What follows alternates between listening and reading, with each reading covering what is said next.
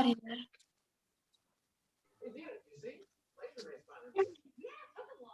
do you change it to Preeti Sawla?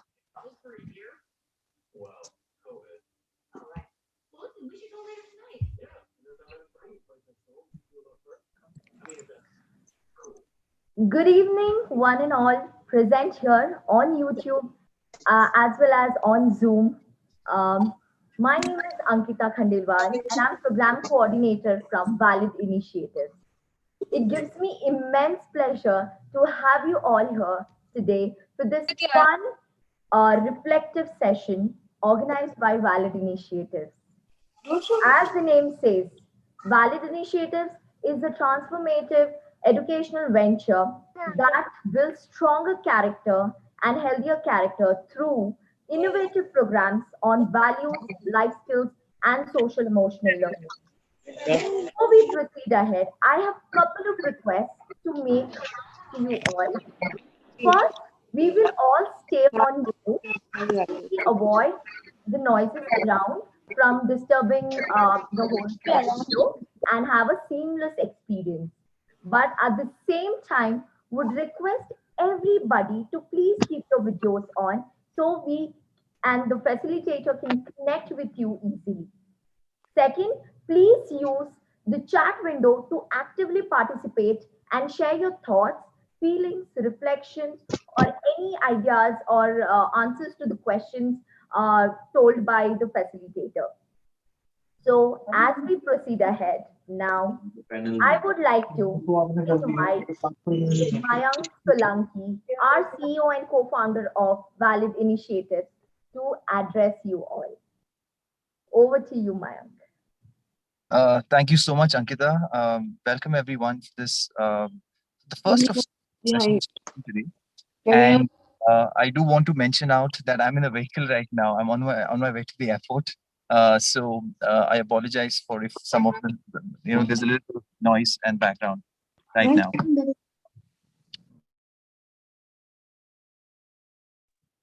Okay. Having said that, it's amazing that over 200 educators, principals from across the country have chosen to be part of this right now, both on Zoom and on YouTube. It's great signs for a country that values and life skills kind of concepts are getting its precedence over a lot of academic pursuits. And today's session is going to justify that faith which you had in all of us in terms of doing this. Our team is going to do we'll try our best to make it worth your time. I know that Vinita ma'am from Dean's Academy is here, and she mentioned specifically, I want a session which is informative, it's interactive, it's something knowledgeable and has a great value takeaway. I believe we will work very clearly towards that. It's been our objective from the beginning. And I want to mention out probably in just a couple of minutes, one of the ways that I look at this entire thing, and I believe that you will see value in this. In the last about 50 to 60 years, we barely saw very few recorded cases of depression. In the next 20 years, we from about 600 out of one case in 600,000 to one case in 16,000. And the next part of this is probably the greatest awakener for all of us. At this point of time, in about 2020, we have one case in every 6 people. That's how depression deepens. And the reason why I talk about that, because I believe directly linked to values, because values are directly linked to the quality of life that we have. It's linked to the meaning that we possess and we work with in our life. And that's something to think about. If 1 in every 6 people see very little value and meaning in their life, what kind of quality of life are we giving to ourselves and our children? I believe today's session is more about how do we live a life of quality before we try to teach the same to our children. So I'm sure in the coming few minutes, that's something which is going to be told to you for 1 hour. If we could take off the hat of being a teacher, an adult, a parent, a mother, and just be a student and a child probably ourselves. And I believe we'll take a lot from that session. I'd like to also mention that this science which we speak about today, the science of values and the science of character, it's a very weird science which we don't comprehend and we understand completely. It's in fact a few times very counterintuitive. Let me give you an example. These mixture of sciences, both ancient and Western, Indian and out of Indian, they tell us that values are built through even things that we eat.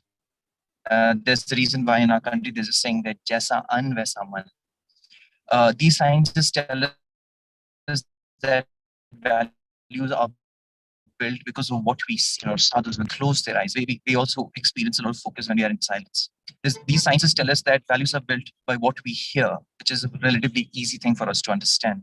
They say that when a small child or a child is inside the जो गर्भ में होता है, it is told that we expose the child right from that point, even when he's just a few cells small, uh, with positive music, with uplifting thoughts and quotes, and we believe that happens in our culture. There are so many beautiful stories, right from the story of the son of Arjun. The science tells us that character and values are built from what we touch also. There's a reason why it is said that we do not share the same clothes in our culture with other people, because we believe the karmas also shift from here to there. There's a reason why we touch the feet of elders, because we believe there's a shift of karmas from there to there. Now, these sciences are not easily comprehensible by Western approaches of something which is proof, something which is repeated, something which is seen inside a laboratory. To understand the science requires a different kind of a temperament.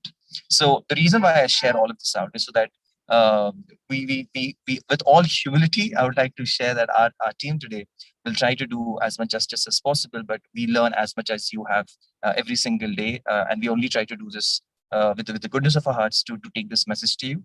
And I'm very happy to share that today's session is going to be done, led by Ashwini rather. Ashwini Chikmat, who's our programs lead. She's our educator development lead as well. She's a person who has, on paper, she's an engineer, but she's devoted her entire life to education. She's a proud daughter to two educators themselves who've devoted their lives as well. She has spent her life in her earlier part of her career, about 5 to 7 years in education. She specifically traveled to the US to understand the STEM education with the New York Academy of Sciences. She has worked with the Teach for India as a fellow. She's also led a cluster of over 17 schools. By the simple statement of the work which I'm saying, I'm stating right now, you could probably understand how passionate and focused she is. And I would like to mention a lot of those people who probably have seen this message through my WhatsApp message or my mail. It is our collective thoughts that Ashwini is going to be sharing today. A lot of research of so many people and voices in the world. And I hope that you have a pen and paper next to you, but I'm sure that you're going to fill more than a couple of pages today with very insightful stuff. We've kept that out over there. We've kept it very interactive, so we would love for you to share and speak. But at the end of the day, we'll focus on all these things. And the only probably one thing which I would like to conclude with is that uh, there's a very beautiful poem which talks about the importance of sharing, right? So that's something which I always have believed in, that whatever you learn today, please take it to more teachers, to your children, to your own practices. And if there ever is a need where you want to know more or you need something help with in specific, our organizations is always there. And as you know, we are always here to make a positive difference in any child's life. So with that, I will now hand it over to Ashwini. I apologize once again that I'm in a shaky environment, but our commitment remains the same for this. And I look forward to you having a great time. I will speak to you again soon towards the end of the session as well. So Ashwini, over to you, and wish you all the best. Thank you so much, Mayank. That was a very humbling introduction. I definitely want to say that. Thank you so much. I think you all teachers might have seen the commitment that our leader Mayank shows, and that kind of flows in all of us. So I'm here to just represent the team of Val-Ed to just lead this session for all of you today, and I feel immense pleasure in doing so. So let's begin with no further ado. My name is Ashwini. I saw someone ask again on the chat window. My name is Ashwini, and I see some of the smiles on because some teachers have been really, really kind enough to keep their videos on. So I am logged in from two devices, so I can see some of the faces on my laptop screen, some on my phone screen. So I can see Mrinmay ma'am and Rajni ma'am here. I saw a couple of you faces like go here and there. I would love for all of you to share or rather share your video so that I can get to know what are the things, what is the kind of experience you all are having. And I think more than just checking for your learning, what you show on your face also kind of shows what you're going through and what you're experiencing. Well, with that little note, let me start off today's experience or today's session or today's space. And here is what I would love to start this off with. Learning is a process where knowledge is presented to us and then it is shaped. How? Through understanding, discussion, and reflection, said a Brazilian educator and philosopher, Paulo Freire. So whenever we find knowledge, and that's the very reason why even on Bloom's taxonomy that all of you teachers use in the classrooms, knowledge and understanding found are form the basis of the entire education system itself before the children start applying things. So in today's session, we will be focusing more on understanding, which is a deeper thing than knowledge. Like, say, for example, many people might know you, but only a few might understand you.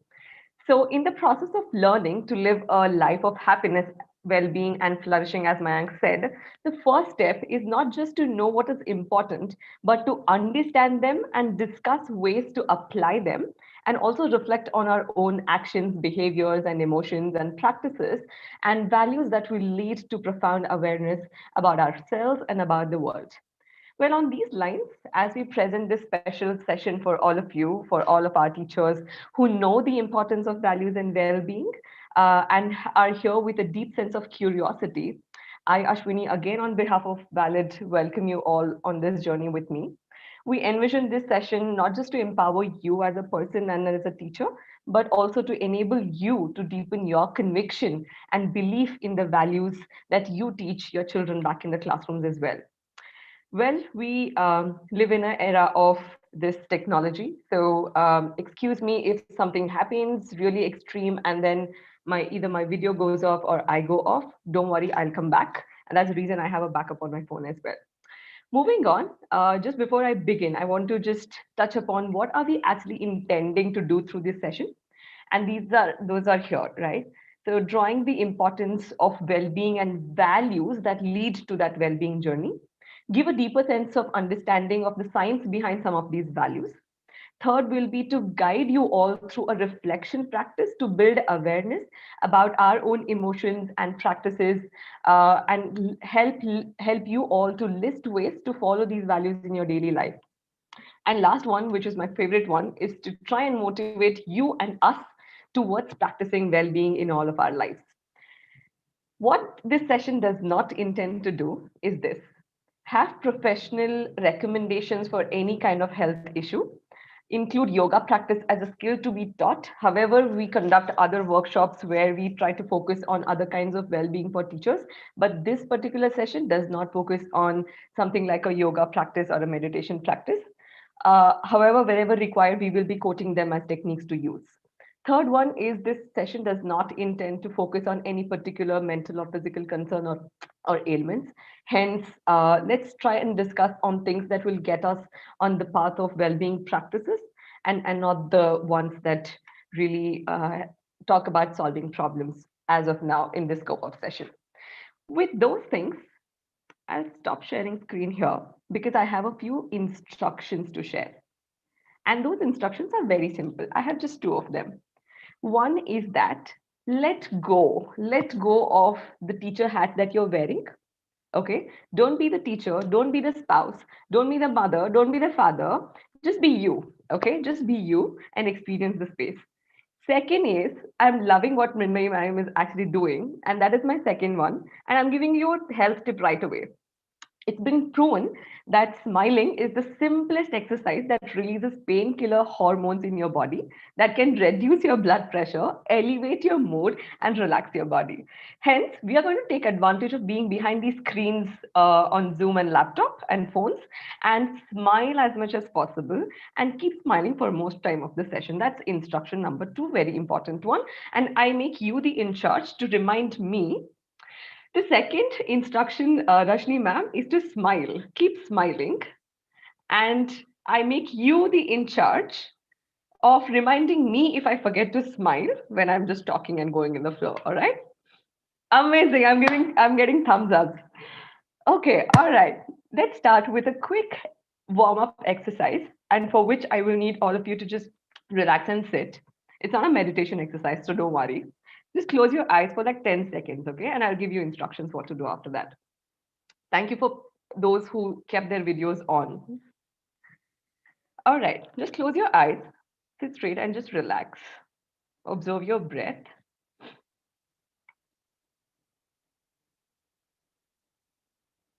Just bring yourself to the space.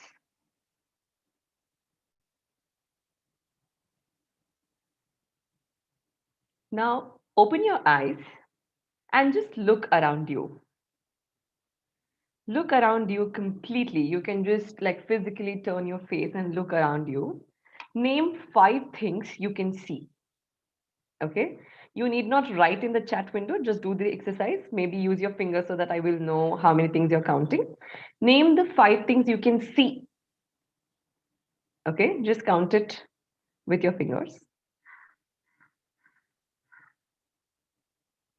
See them and name them. Name 4 things that you can touch. So say, for example, I have a mouse that I'm able to touch right now. So don't say something that's far off from you. I have a book that I can touch. I have a mouse that I can touch. Okay. So touch things around you and 4 things, touch them and name them for yourself. Okay. Now notice 3 things that you can hear. It could be my voice or your fan or any other music or any other birds chirping or anything of that sort. 3 things that you are hearing. Okay. Now, 2 things that you are able to smell. This is a very tricky one. And I would love for all of you to do this. Try to maybe close your eyes or keep your eyes open. Just try to smell, sniff, and see what kind of smells that you are experiencing. Now, lastly, one thing that you can taste in your mouth. If you can't taste anything, think of something that you wish to taste. For me, it's dark chocolate always. What is one thing that you taste in your mouth? Yeah? Can I get a thumbs up? If all of you are good with me, thank you. So, how did it feel? Was this just like a warm up or just a silly activity or a science experiment? What was it? How did it make you feel? Chat box is open for all of you to share things. How did it make you feel? Aware of senses? Yeah. All my senses got food to eat. Wow. Yeah. Exactly. While we were observing our breath, we were also practicing something called as mindfulness. We were mindful of our surroundings and what those surroundings are doing to my body, my senses, and my emotions as well. While we were engaging our senses, we were also calming down and reducing the stress because we were trying to be present. Okay, so to be mindful means to pay attention to what is happening in the mind, body, and the immediate environment around you, to remain present while both curious and compassionate. You were not harsh to yourself. You're not cursing yourself. Oh my God, I didn't do this. I didn't make tea for my husband. I'm just sitting here. You didn't do any of those things, right? You were just sitting here and you were just trying to engage your senses. So, practicing mindfulness has shown significant psychological, cognitive, and physical benefits ranging from increased innovation, attention, immune function to reducing wandering of your thoughts and depression, anxiety, and even chronic pain. So, in fact, there's an entire body of research on mindful leadership and mindful teaching to help people flourish in their own respects of work.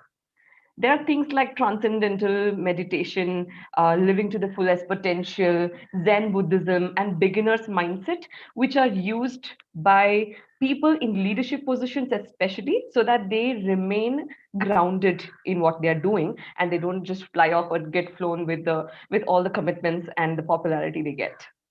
Right. Talking about people flourishing, what do you think is the most important thing in life? Now, I want you all to use chat box and type as soon as possible. What could be those 1 or 2 things that you can name right now is the ultimate goal or accomplishment in life? Like, no matter what, this is something that matters to me at the end of the day. What is that thing? Happiness and peace, contentment with a clear conscience. I make someone smile. Peace, to be happy, staying happy. Okay, satisfaction of teaching.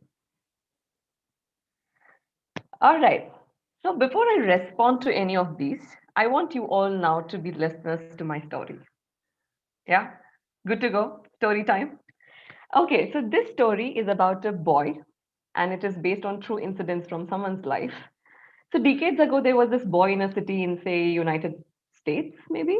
He wasn't an average kid. He was a born genius. So from a very young age, he found himself mesmerized by the power and intricacy of computers.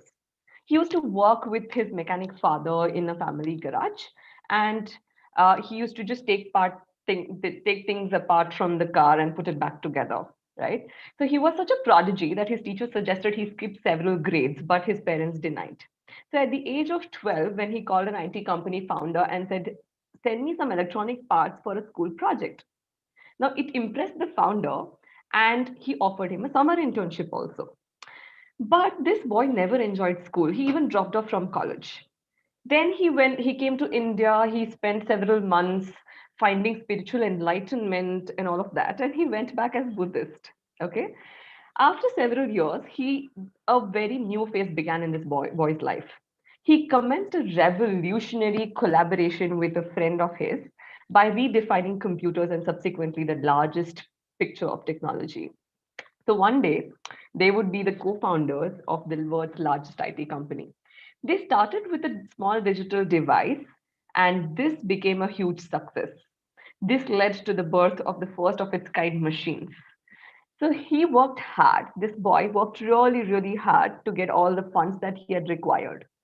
Soon, their company began making huge news, and this boy broke into Silicon Valley with a big bang. He was worth $1 million when he was 23 years old, $10 million when he was 24, and he crossed $100 million by the time he was 25 years old. Imagine the kind of popularity he was getting, the kind of success he was getting. He was one of the youngest people to be featured on the Forbes list of the country's richest people, a big feat without inheriting any family wealth. He faced some setbacks and betrayals later, but he bounced back. Thank you for staying muted. Yeah. So just when he was setting very high peaks for himself to reach, his life shattered. He was diagnosed with a rare form of pancreatic cancer. When his body couldn't anymore support his spirit, he retired as the CEO of this leading company that he had. He died peacefully, surrounded by his family. His last words were, "Oh wow, oh wow, oh wow." This man who set a legacy through his life wrote a letter when he was on his deathbed. And I'll read the letter, a few parts of it to you. And it will definitely redefine how we view happiness in our lives. Okay. I'll just read this out. I reached the pinnacle of success in the business world. In others' eyes, my life is an epitome of success. However, aside from my work, I have little joy. In the end, wealth is only a fact of life that I'm accustomed to. At this moment, lying on this sick bed and recalling my whole life, I realized that all the recognition and wealth that I took so much pride in have paled and become meaningless in the face of impending death. In the darkness, I look at the green lights from the life supporting machines and hear the humming mechanical sounds. I can feel the breath of God of death drawing closer. Now I know when we have accumulated sufficient wealth to last our lifetime, we should pursue what matters that are unrelated to wealth. Should be something that is more important, perhaps relationship, perhaps art, perhaps that dream from your younger days. God gave us the senses to let us feel the love in everyone's heart, not the illusions brought about by wealth. So the wealth that I have won in my life, I cannot bring with me. What I can bring is only the memories precipitated by love. That's the true riches which will follow you, accompany you, giving you strength, light to go on. There is more to this letter that I will complete in the end of this session, and I will tell you why that time. Okay. So, this boy or this man who wrote this, who reached the pinnacle of success and yet realized how relationships and well being and health of all the things mattered, and stood of prime importance is none other than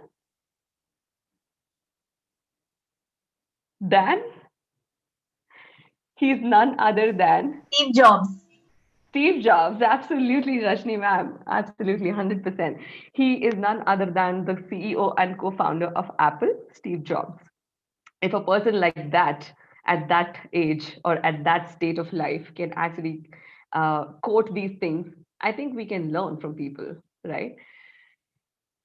So this quote also sort of reminds me of the new generation quote, which goes like this: happiness is the new rich, inner peace is the new success, health is the new wealth, and kindness is the new cool. Okay, I'm just putting it out in the chat box. I'll just share my screen so that you can see the picture that I want to show you.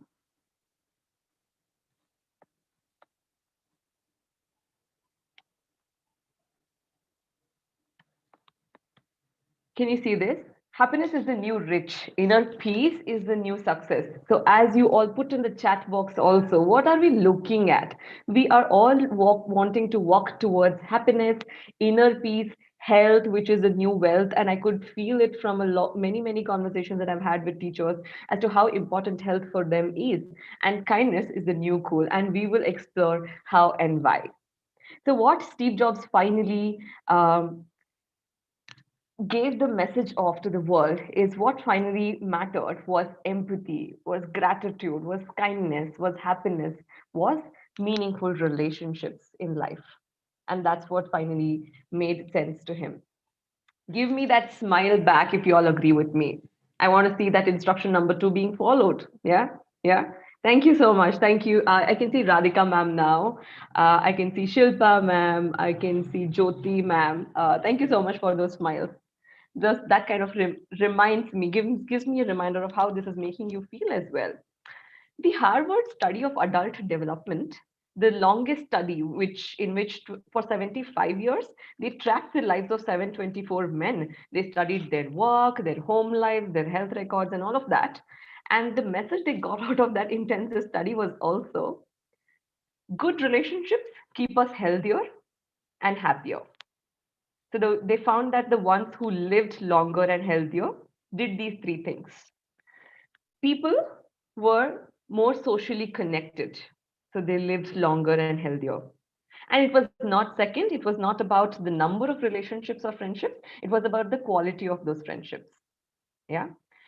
Good relationships, third, not just protect our bodies, but our brains and our emotions of feeling connected, belonged to, and loved and cared for are the ones that actually finally add to the well being, be it physical, emotional, or psychological, or mental as well.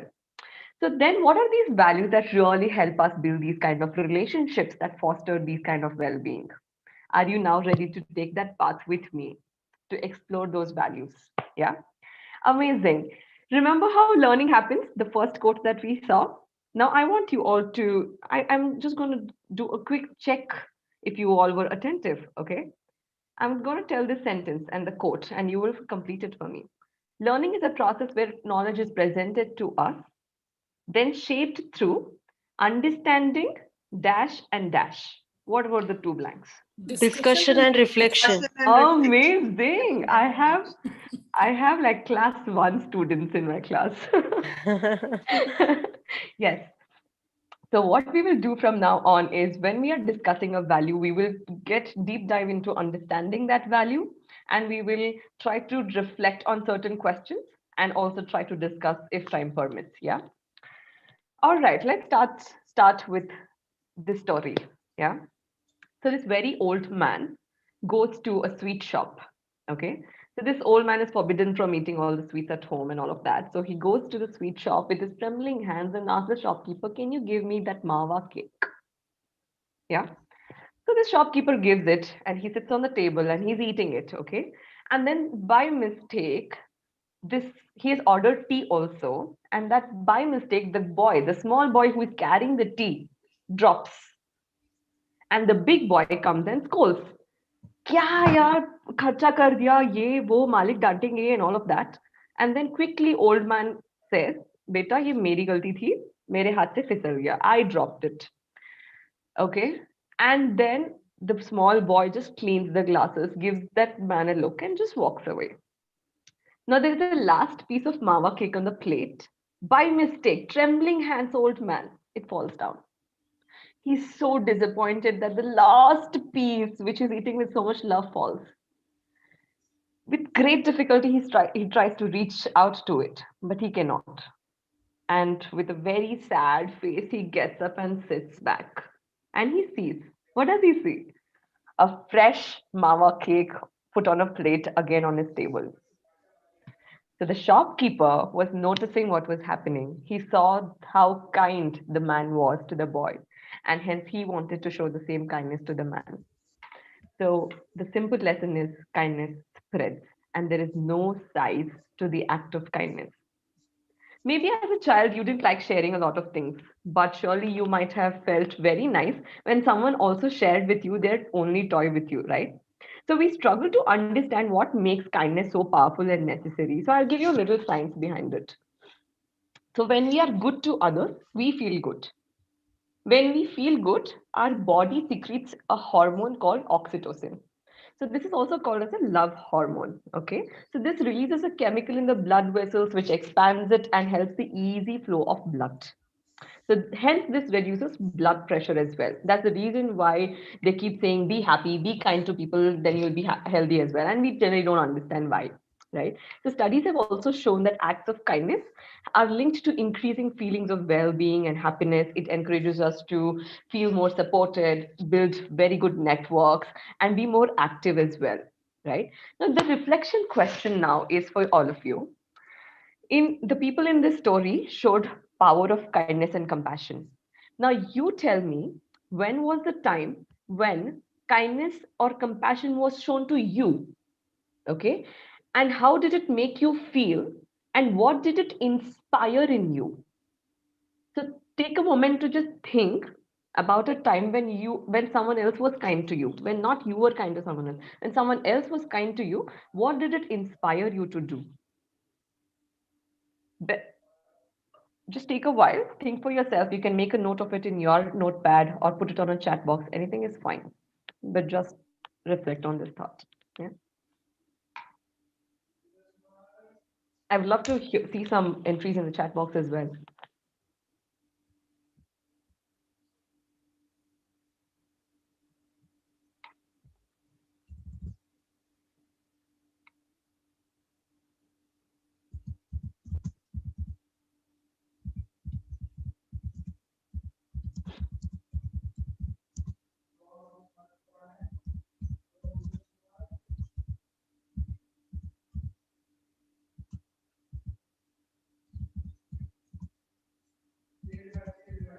Meanwhile, give me a thumbs up if you were able to write something for yourself.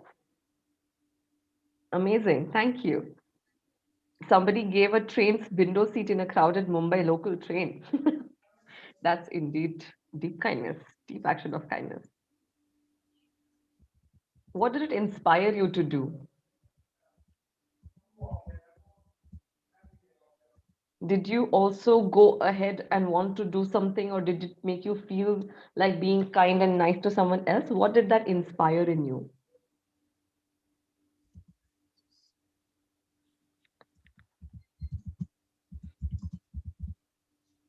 When I started as a principal, Rajni ma'am writes, during examination time, I was very stressful. I was wondering whether I'll be able to take it up all by myself. When one teacher came to me and said, "Ma'am, we are all there. Don't worry."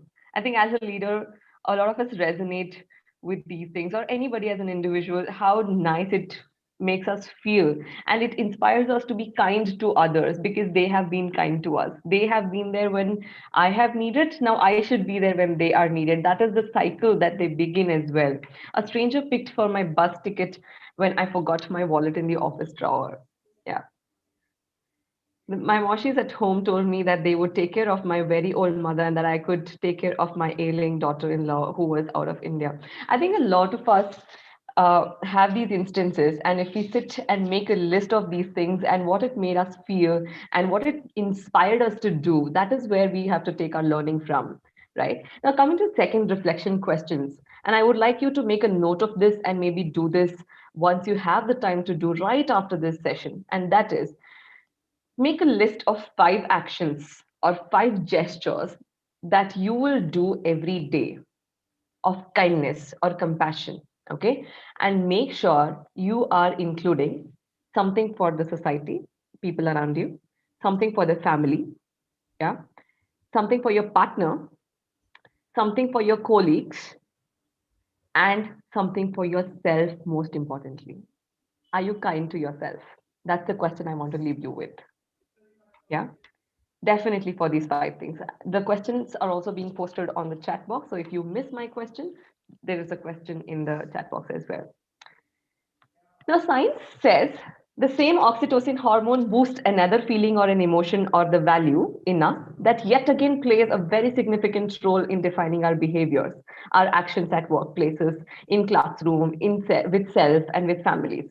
Let's watch this simple video to discover what the value is and some of our actions could be. Ankita, can you please play that video for us?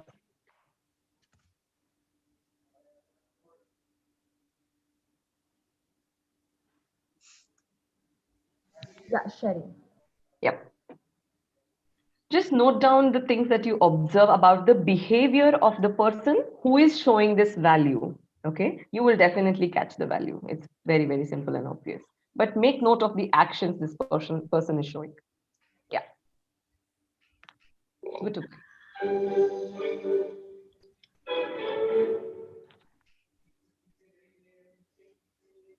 So what is empathy and why is it very different than sympathy?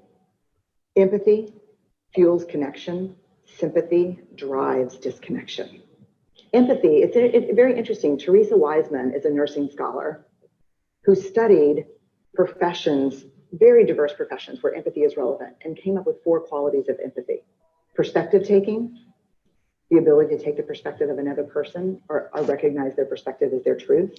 Staying out of judgment, not easy when you enjoy it as much as most of us do.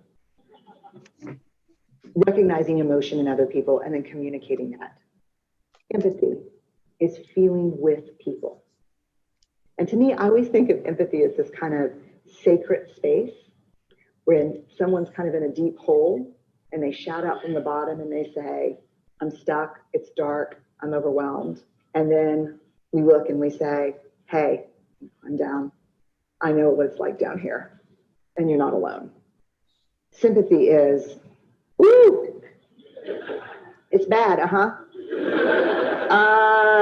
no, you want a sandwich? Empathy is a choice, and it's a vulnerable choice, because in order to connect with you, I have to connect with something in myself that knows that feeling. Rarely, if ever, does an empathic response begin with at least. I had a, yeah. And we do it all the time because you know what? Someone just shared something with us that's incredibly painful and we're trying to silver lining it. I don't think that's a verb, but I'm using it as one. We're trying to put the silver lining around it. So I had a miscarriage. At least you know you can get pregnant. I think my marriage is falling apart. At least you have a marriage. That's stupid. Out of school. At least Sarah is an A student. You're not understanding? Empathy is not sympathy. Is trying to make things better. If I share something with you that's very difficult, I'd rather you say, I don't even know what to say right now. I'm just so glad you told me. Because the truth is, rarely can a response make something better.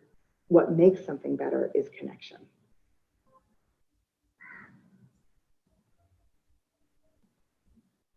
Thank you so much, Ankita, for that. Empathy is all about connecting with that person at all levels. Researchers have discovered a specialized group of brain cells that are responsible for compassion. Thank you. That also enable people to mirror emotions. So we mirror those emotions to share another person's pain, fear, or joy. And that's the reason why, sometimes we get goosebumps or we feel, we cry when we see something of that sort.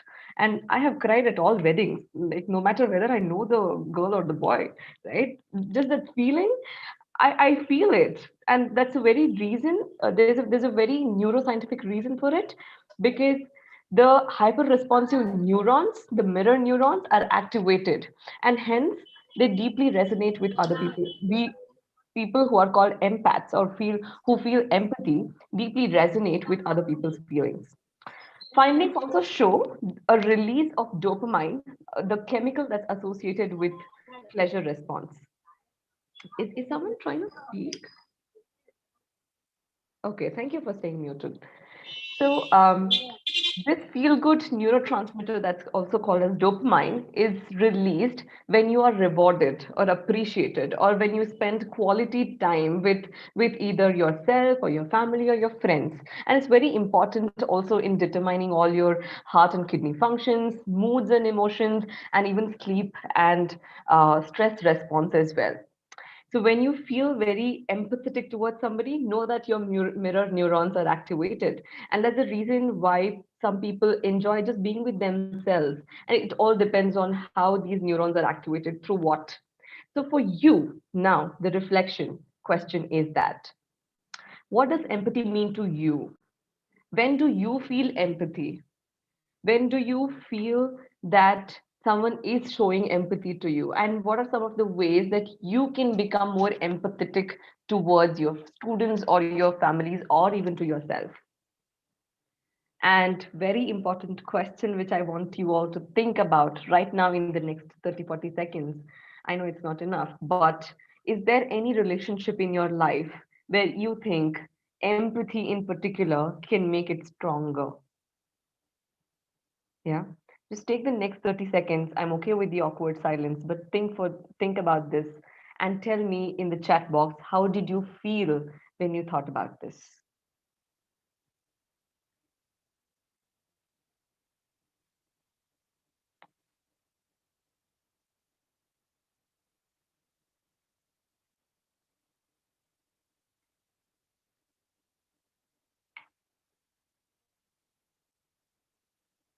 With smiles, please.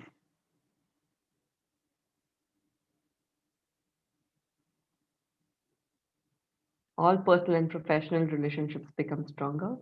Yeah.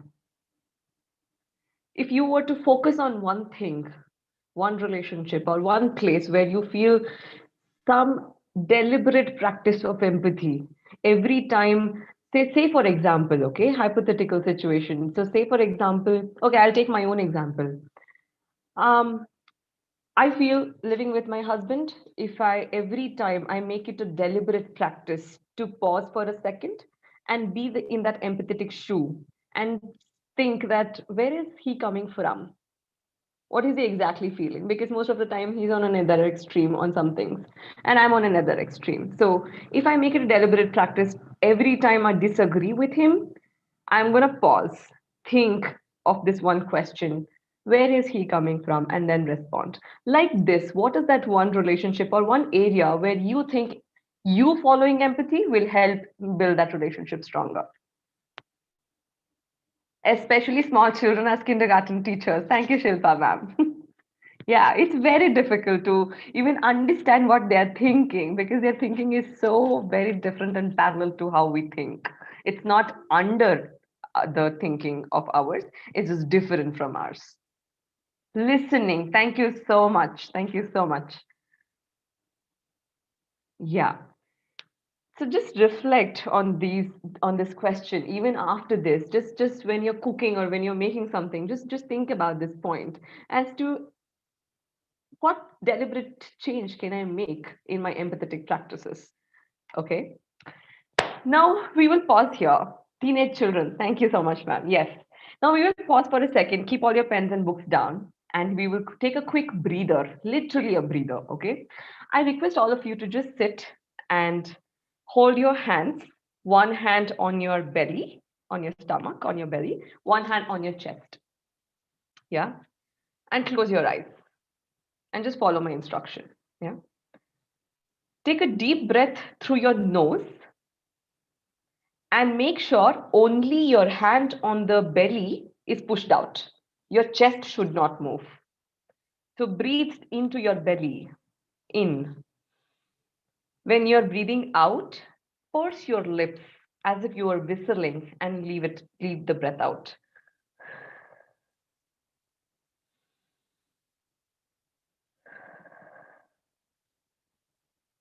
Breathe in into your belly only. Breathe out through your mouth, opening your mouth.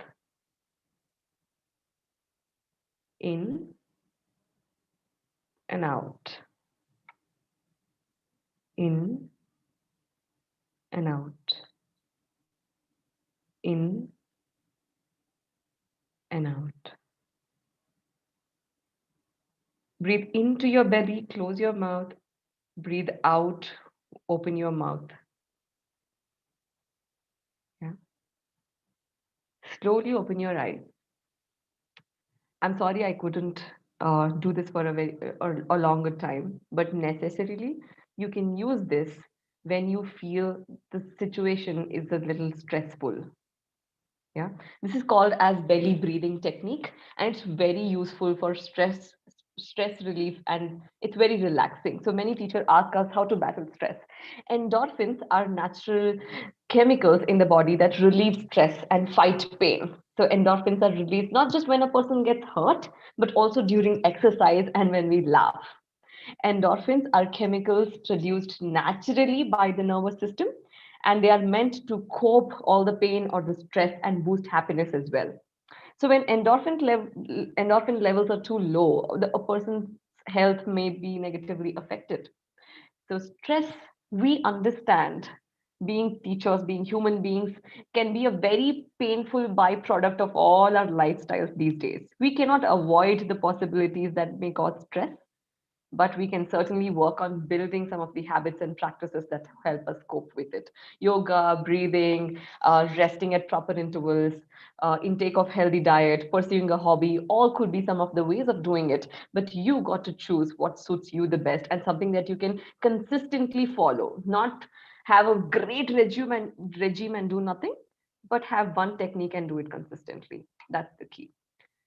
Now coming to the most sweetheart of all of these values. Okay. And let's do a quick activity to realize the power of this particular value in our lives. And this can be done in the smallest of actions and modifications in our lives. Doesn't require any great lifestyle change. Okay. Are you ready to hear the secret? Can I get a smile in agreement? Yeah. Only smiles in agreement. Thank you. People behind the screens, I'm assuming you people are smiling as well. Okay. Thank you, Seema, ma'am. Now I can see your face as well.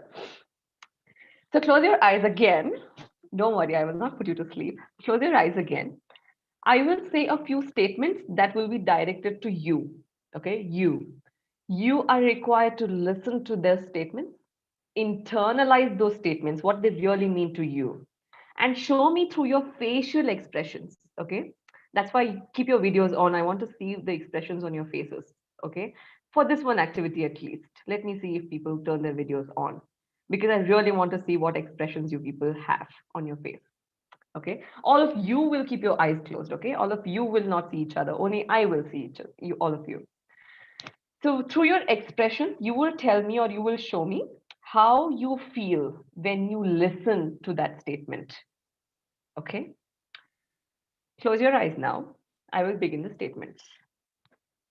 It's a wonderful day.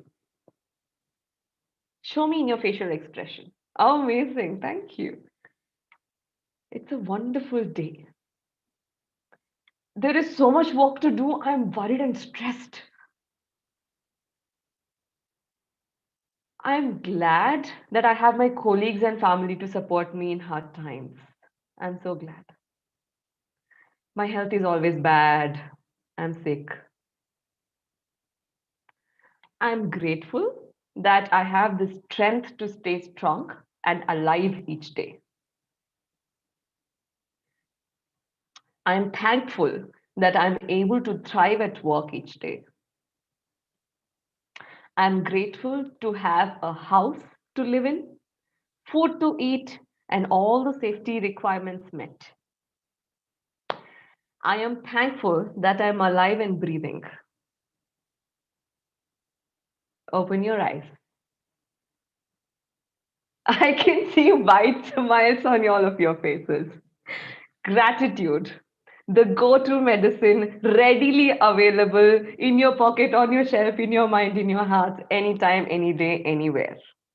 How much time did it take? And I could see actions like, did you feel, Shilpa ma'am, I want to ask you specifically, did you feel when you were doing that? What did you feel when you were doing that? You're on mute. Yes. The sentences you were means like saying, those sentences I could feel. Yeah. So I could express it. Express it, right? Like she was having Yes. phenomenal expressions. That's why I asked her. And those were not just expressions, just like take it types, right? Those are coming out of feelings. That means those statements did something to you. Yes. Those statements actually did something to your brains. We may comprehend it or not comprehend it, but it did make a difference. And that feeling that you got, right, that vibrations or whatever happened inside of you, those are all the hormones that are secreted. The love hormone, the happiness hormone, whatever you might call it. Now you may ask me, okay, fine, why gratitude? And here I have a very short video to tell you why gratitude. Yeah. Ankita, the video, please. Yes.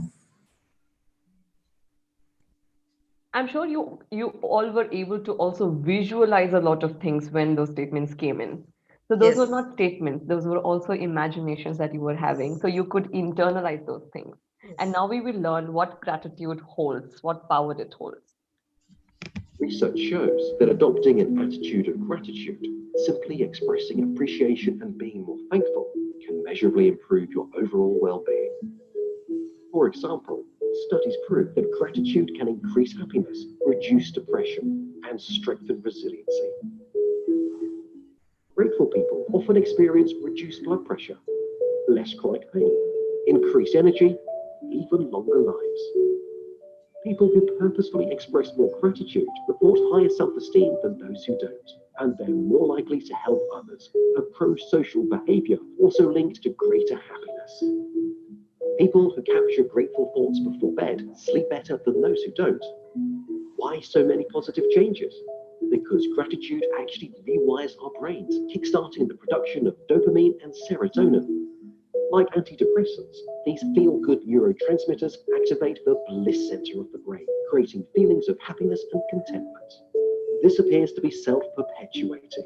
Research suggests that with regular practice, you'll train your prefrontal cortex to better appreciate and retain positive experiences and thoughts, and to deflect the negative ones. Here are a few simple ways to deliberately cultivate that attitude of gratitude. Celebrate minor accomplishments. Think about what you have, rather than dwelling on what you don't. Tell the people in your life something you appreciate about them. Tell yourself too. Volunteer, hold a door for a stranger, or simply smile more, and you'll probably feel better, as kindness and giving are connected to gratitude. Similar positive brain changes can occur from regular meditation and mindfulness. Keep a daily gratitude journal using an old-fashioned notebook or a high-tech app. The science is clear. Give gratitude a go. You'll be thankful you did.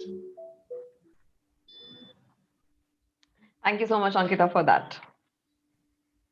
Now, I want you to reflect on how has been your gratitude practice? How many times in a day, in a week, in a month, or whatever it is, are you deliberately thankful? You might say, Ashwini, what are you talking about? Do you think I'm not grateful to my life and my family and my job and my children and my... Okay, you are grateful. I'm talking about deliberate gratitude practice. And that has a very, very deliberate impact, right?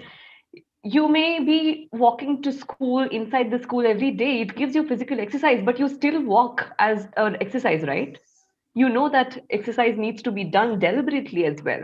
That's exactly how gratitude is also a practice that needs to be done deliberately. So reflect upon this question: how grateful are you? And how have you been able to include gratitude as your everyday practice? And discussion for you will be after this, where you will sit and make a list of the things at this point in time that you're very, very grateful about. And very important point of this exercise is that you write why are you grateful to those things. Why do you feel grateful about your family? What is it that your family is giving that makes you feel grateful towards them? And that is something that adds to the power of gratitude. An American study also says that keeping gratitude journals where people show gratitude towards things deliberately have shown greater increase in their determination levels and attention span and enthusiasm and so on compared to other people. Thank you so much, Prarthana ma'am, for sharing this. I do 10-minute gratitude practice. I would love for you also to like type in the chat box, what do you do in that gratitude practice so that everyone also gets to know. So I think I do it in the night. So I do it as a prayer and I do it in the night. And I just simply say thanks for a lot of things that happen in the day and give the reasons for those things as well. Why do I feel grateful about those things? Well, coming to the part talking about all of our favorites, happiness and well-being. But before that, I would just like to take a quick time check. It's 5:26, and if I cover the happiness and well-being part, I might shoot by 5 or 10 minutes. Are we okay with that? Or do you want me to like rush and close this? Yeah. Thank you so much. Thank you so much. Yeah, your smiles have been telling me the answers. Yeah. Okay. Why do we need to do all these things, right? Well-being can't just exist in our own heads. Well-being is a combination of feeling good as well as actually having meaning and good relationships and accomplishments in life, says Martin Seligman. Maybe Steve Jobs wouldn't have said all of that if he did not feel accomplished, right? So he did have a combination of those things why he felt a sense of health and well-being. So happiness is a cluster of all our experiences.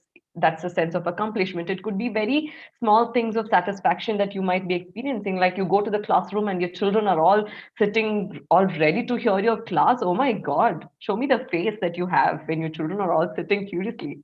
Yeah, they're all ready. Yeah, Radhika ma'am is giving me like a huge smile on that. So all these minute experiences of life, your children are just like doing what they are supposed to do, or your spouse is like helping you out without you asking for it. And so many things like these, which are very small instances, but actually give us that deep sense of satisfaction or happiness, right?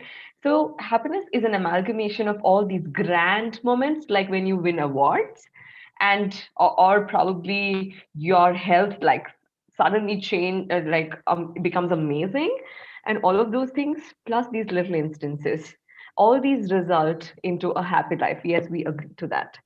So if accomplishment and feeling good and happy constitute to be such a vital um, so some people on YouTube as well are sharing with us. Thank you so much. I don't want all of any of you to feel ignored. We hear you. I have a colleague of mine, Ankita, is listening to all of your comments. So please feel free to share on the chat box there.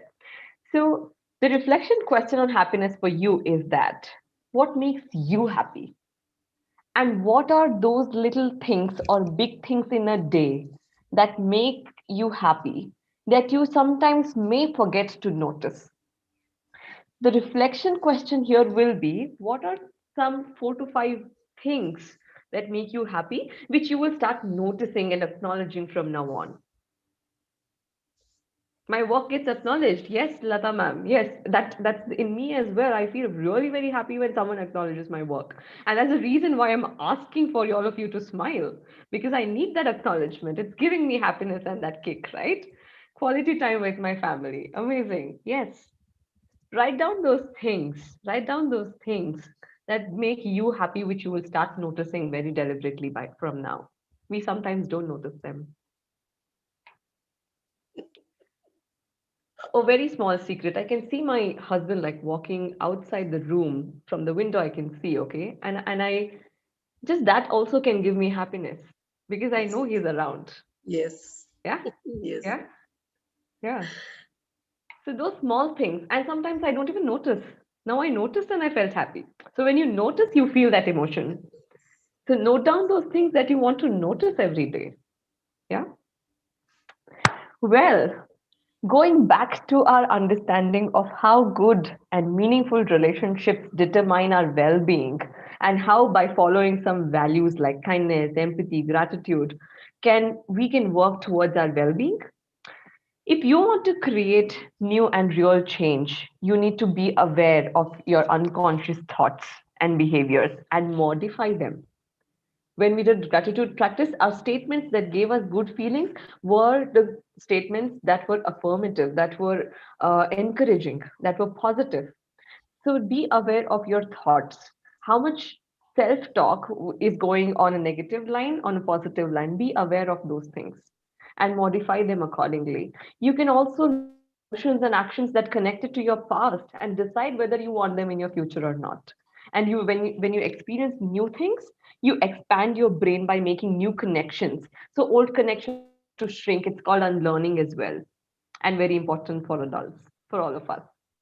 And that's where you begin the journey of change and your well-being.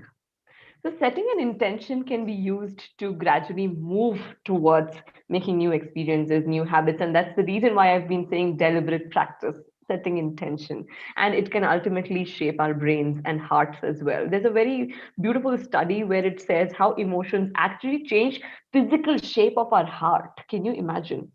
I Oh, was like spellbound when I heard this. There's a beautiful podcast on Google Podcasts which talks about how shape of heart changes with emotions that you practice over a period of time, not just 1 or 2 days, but over a period of time. And my journey of our family well-being has begun where I'm trying to work on all of this along with my spouse. So where do you want to begin? Is a question that I want to leave you all with. And you know what's the most empowering fact in this process? It's yet to come. Okay, I will get there. But I would like to complete Steve Jobs' letter as well. Want to listen? Want yes. to hear? Yeah, Yes. great. Those smiles. Instruction two, smiles. Thank you. Here is what he ended the letter with. Love can travel 1,000 miles. Life has no limit. Go where you want to go. Reach the height you want to reach. It's all in your heart and in your hands. What's the most expensive bed in the world? Sick bed.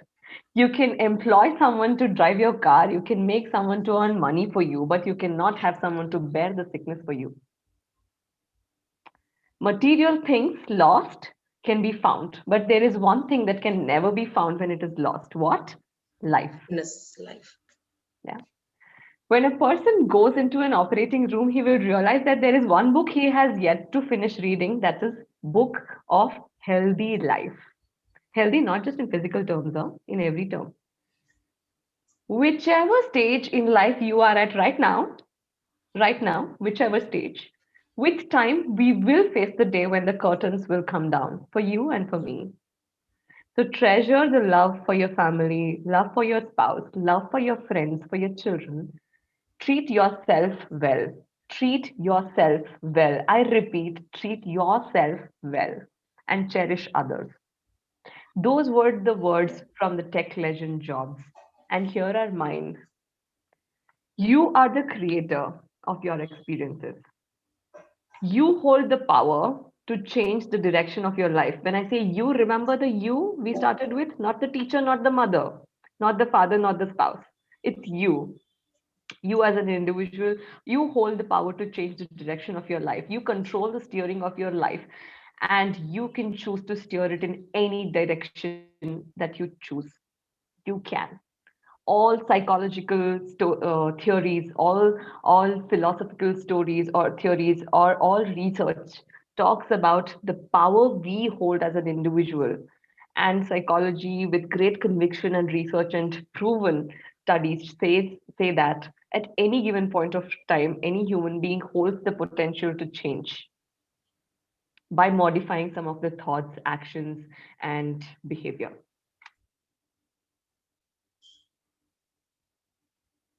all our students, all of us, your children, your families, and the entire world. Your well-being is prime to everyone.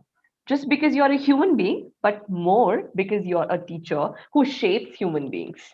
So I really, really hope this session was able to add insights to your previous knowledge of values and well-being, and at least ignited some hope and spark in you to practice these values that make so much difference in our quality of lives that we define for ourselves.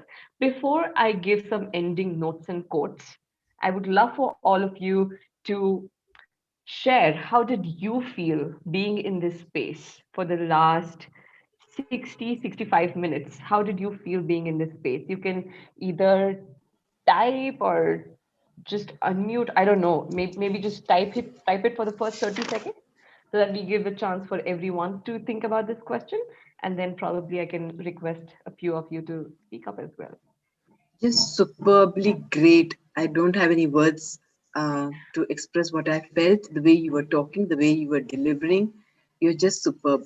One little thing I would like to add with gratitude, which I do every day, morning, early morning, and at night, and it really helps, is to say my sorries, because unknowingly, unwittingly, unconsciously, or maybe consciously, I could have hurt somebody by saying something or doing something. So I always ask for my sorries.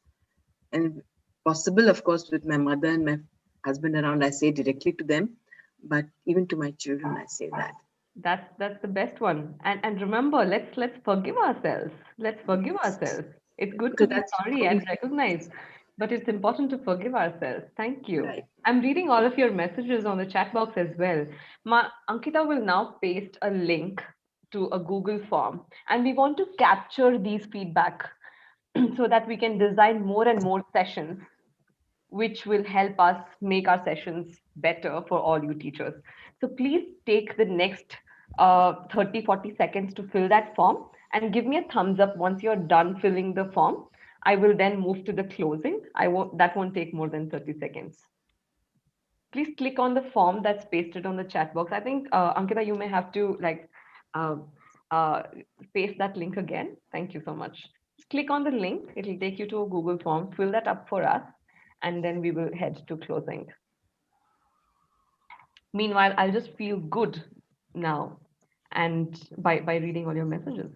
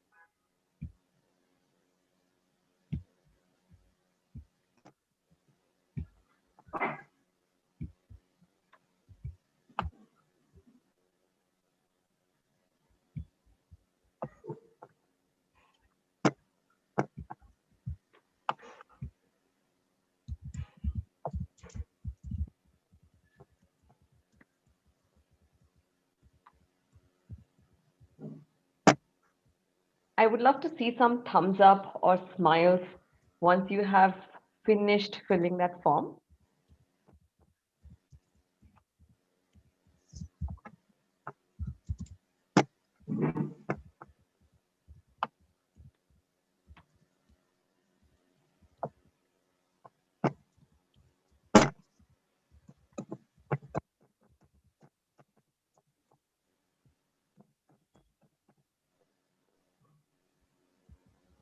Thank you, Vidya ma'am. I see your thumbs up. I believe you're done filling the form.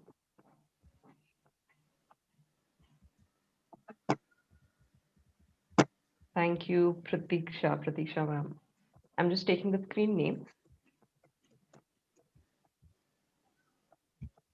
Thank you, Lata ma'am, for that very specific feedback or compliment, I would love to say that about the voice. Thank you so much.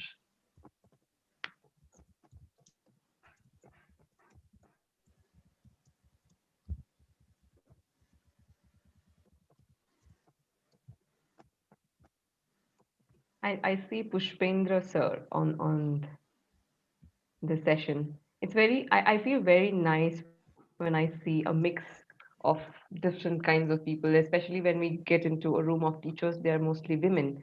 And it gives me a sense of joy to see men teachers.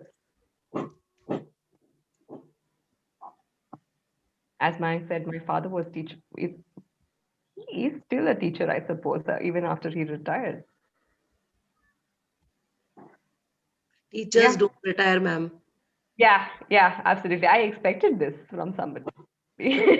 No, my father was a professor, so he's retired already, but he's still a teacher. I mean, still a Once a professor. teacher, always a teacher. Yep. Yes, true. So just to close this session out for all of us, I think it was a wonderful experience just preparing for this session because it gave me the opportunity to learn so many things and be able to put it in a way that can be. Someone raised their hand. Meena, ma'am, do you want to share something with us?